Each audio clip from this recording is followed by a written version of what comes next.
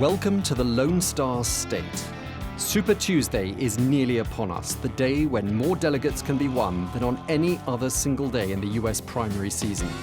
And the Democrat who comes out on top will be the person who leads the party's charge against President Donald Trump in November. Hello, and thanks for joining us for this special edition of Inside the Americas. I'm Tom Burgess-Woodson. Now, Texas is one of the states that's going to be voting on March the 3rd, and that is where we've come to. This state is huge. It's bigger than France, and whilst you might think of Texas as being very much a red state, things appear to be changing. The population is growing, the Democratic Party is getting mobilized, and in recent elections, the gap between the two parties has been narrowing.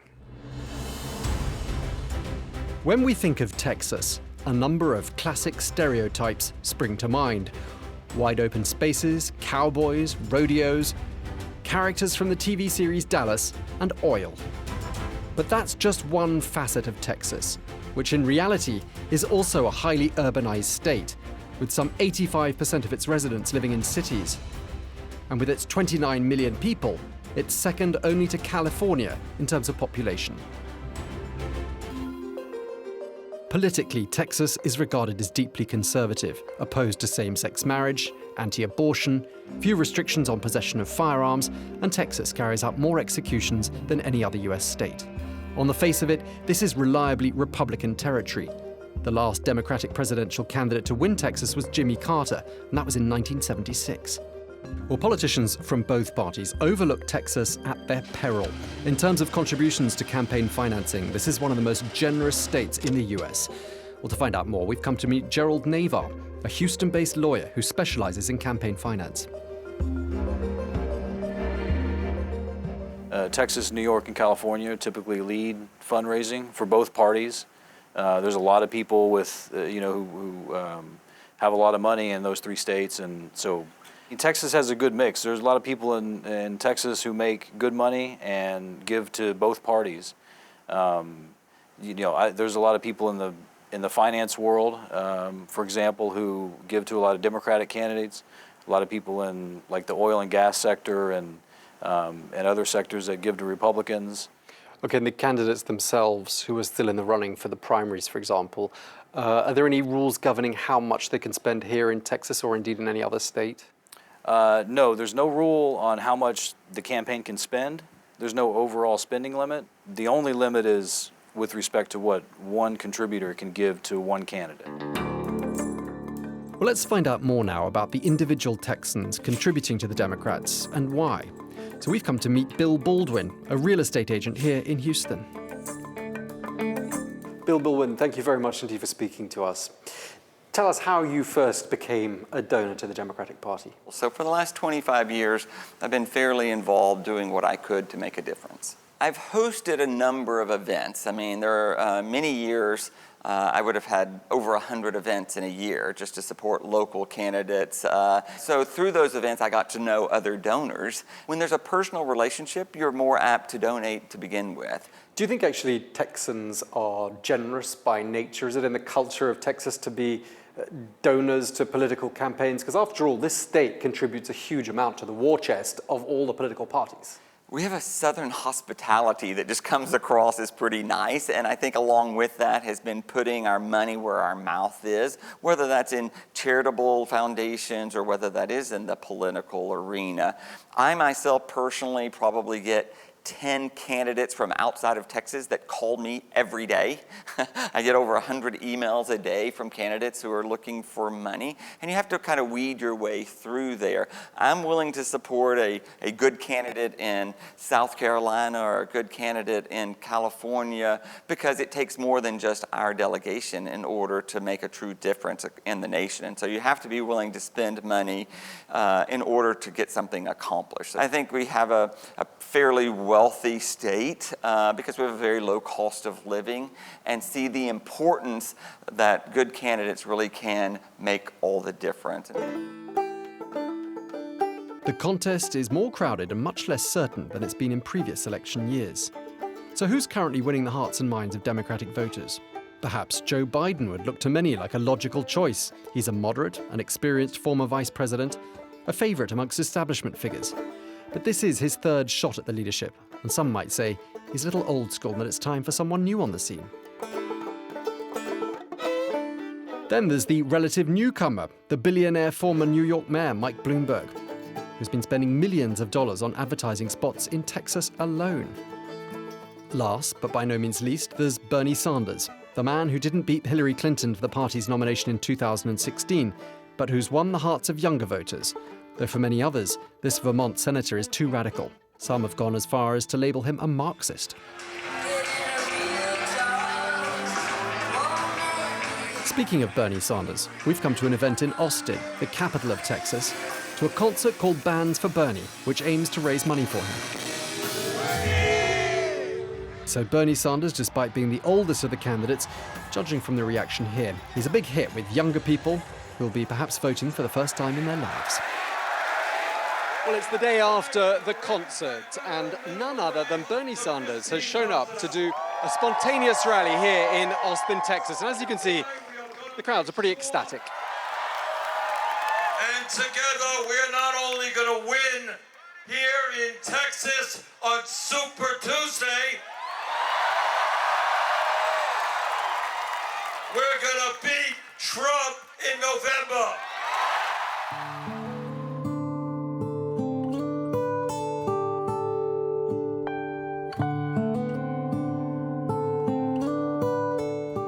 Well, some Texans have already started casting their ballots ahead of Super Tuesday. In fact, early voting has been an option in 14 states since the 18th of February.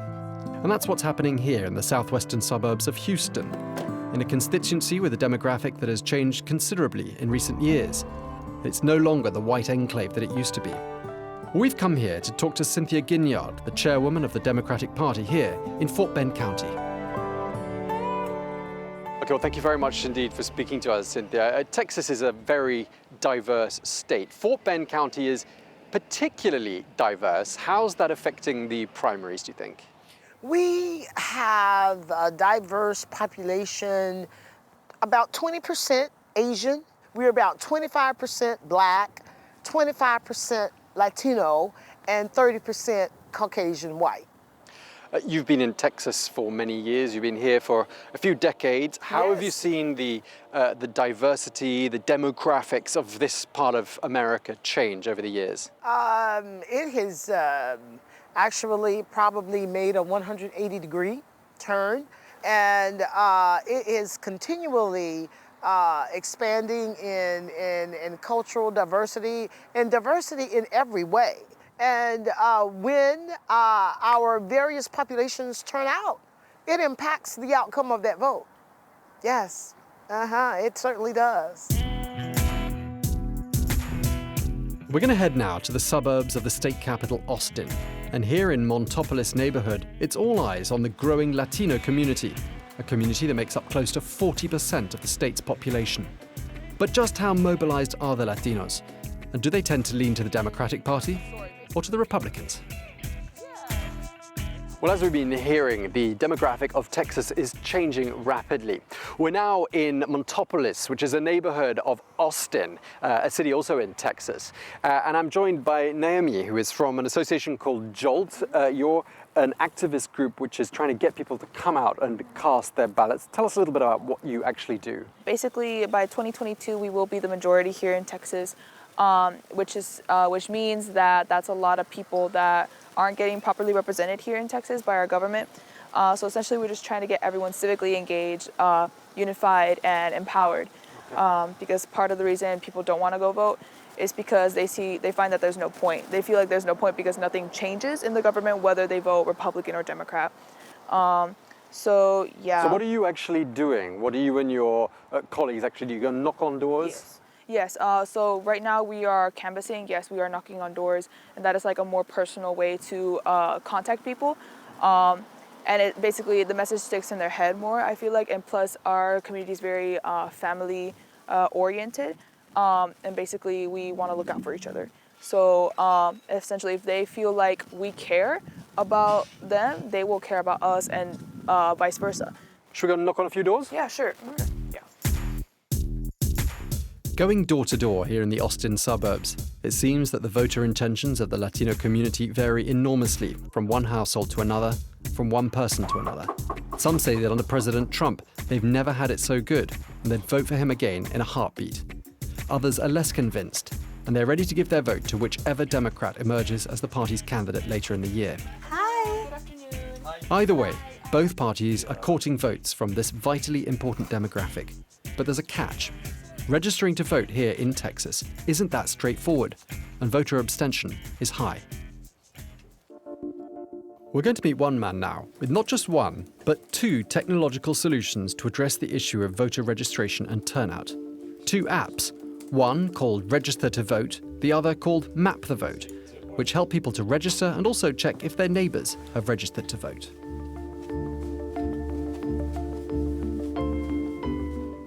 Okay, so Jeremy Smith, thank you so much for talking to us. You've created two tools to help people to get involved in the electoral process. Just tell us a little bit about how they work. Registertovote.org is a tool to help anyone in America look up their voter registration and confirm that they are registered to vote and find out information about where to go vote.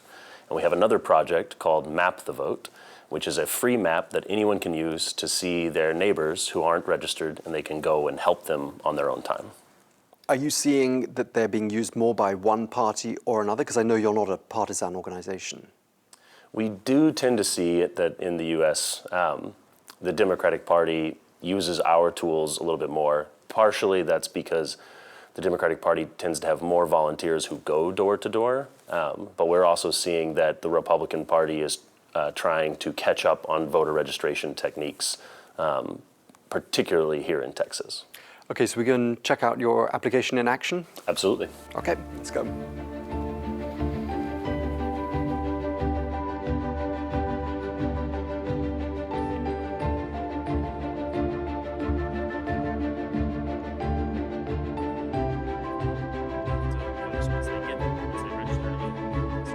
Thank you.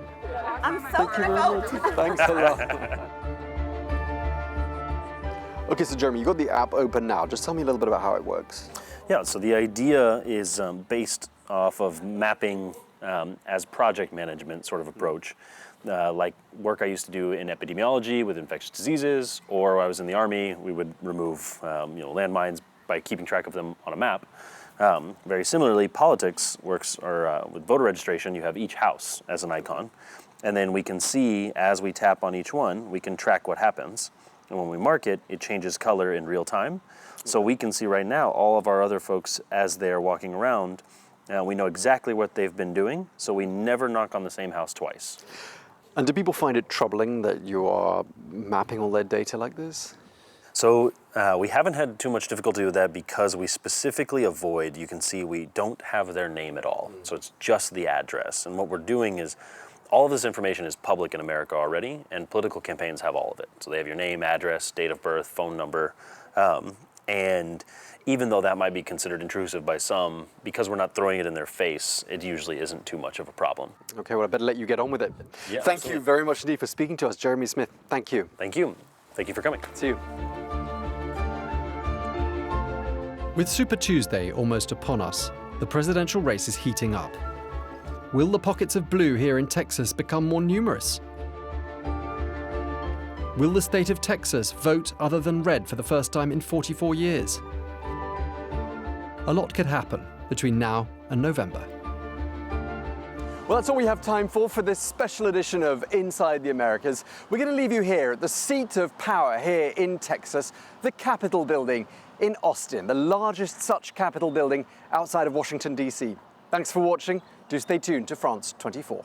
America, the land of liberty, home of the brave and the true. Go Trump! 2020! Say no to Marxism. Say no to breadline Bernie. We are capitalists. This is America.